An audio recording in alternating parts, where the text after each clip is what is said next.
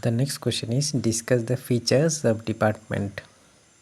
So here are the features of department. There is totally 5 features of department. 1, 2, 3, and next is the next page.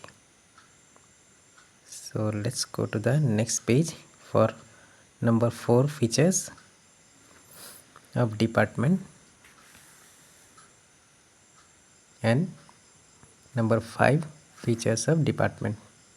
So you need to discuss these all 5 features of department as features of department. Features and nature of departments.